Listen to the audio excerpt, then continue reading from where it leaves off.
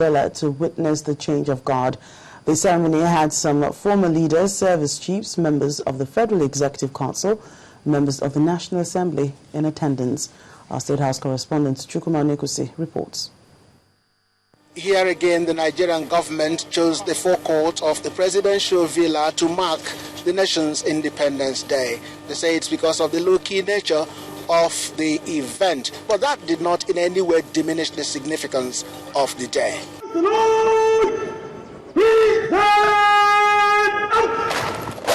The national salute heralded the arrival of President Jonathan.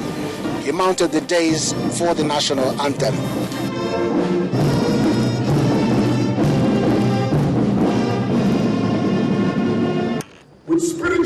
That was followed by opening prayers by the president of the Christian Association of Nigeria and the chief imam of the Abuja Central Mosque. The presidential change of guards parade was something to behold as the guests, some of them past heads of government, sat to savor the event that lasted for about an hour. The soldiers here in position are the ones that take care of security in the presidential villa, and they left no one in doubt as to what the military stands for in the defense of the integrity of Nigeria. The guests watched how the quarter guards carry out inspections at the beginning of each working week. Inspection that also touched on the exchange of weapons to ensure dexterity in their handling while on duty.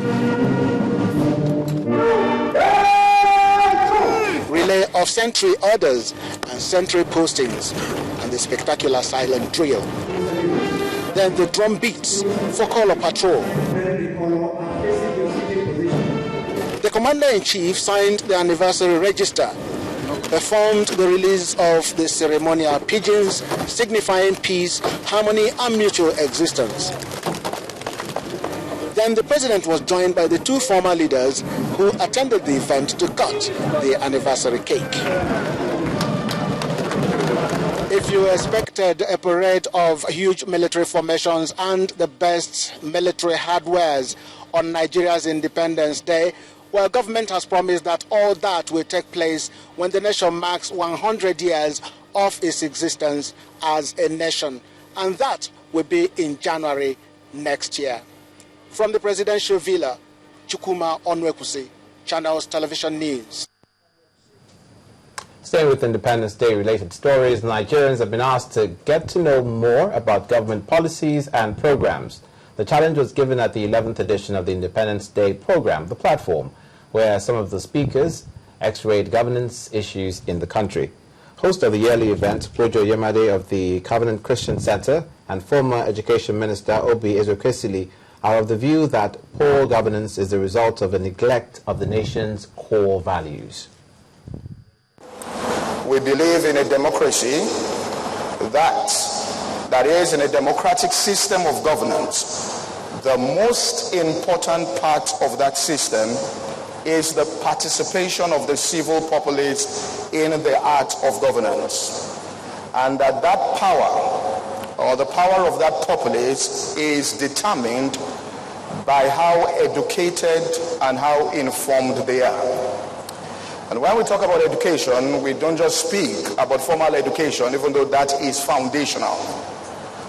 But being educated and informed about how they can effectively participate in governance, understanding how to effect changes within the legal framework of a society, understanding the institutions and how they work.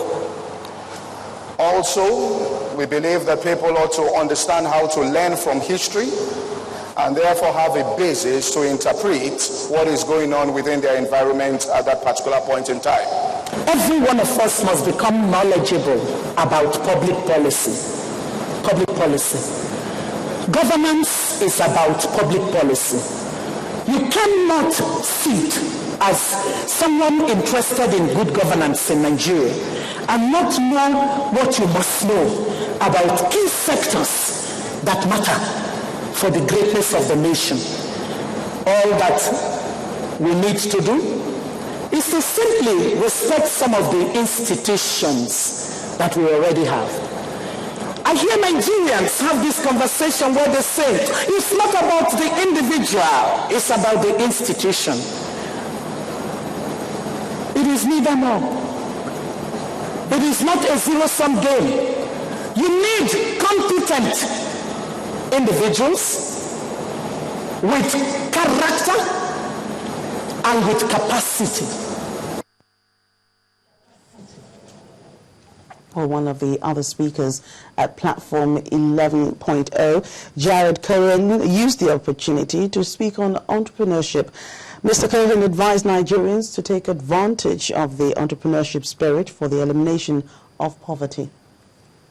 To go back to what I said before, which centers around, leveraging the Nigerian entrepreneurial spirit that exists. I mean, you all have an incredible embrace for entrepreneurship, which is so important because one of the things that a lot of societies don't understand is the importance of taking risk. We have a saying in Silicon Valley that you haven't succeeded until you've failed many times over.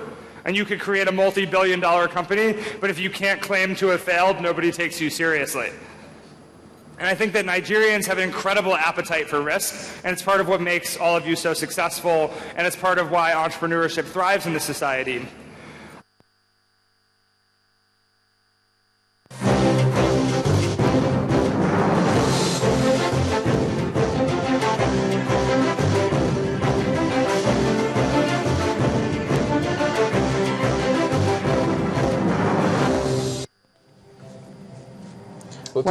Yes, certainly. We'll turn our attention to business news when we come back on Newstrack.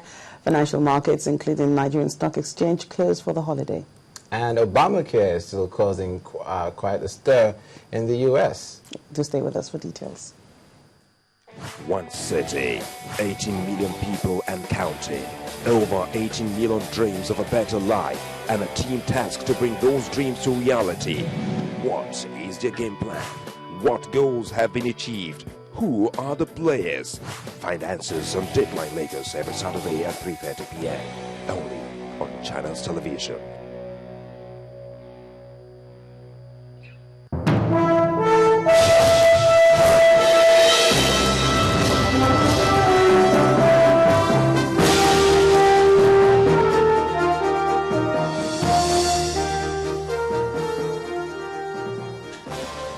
Welcome to Business News. Nigeria is not doing badly as a nation, and the present administration will continue to do all it can to put the economy on the right track. These were some of the comments made by President Goodluck Jonathan during the Independence Day speech earlier today. Well, the president assured Nigerians that despite the security and social challenges in the country, the federal government is still committed to eradicating poverty and corruption.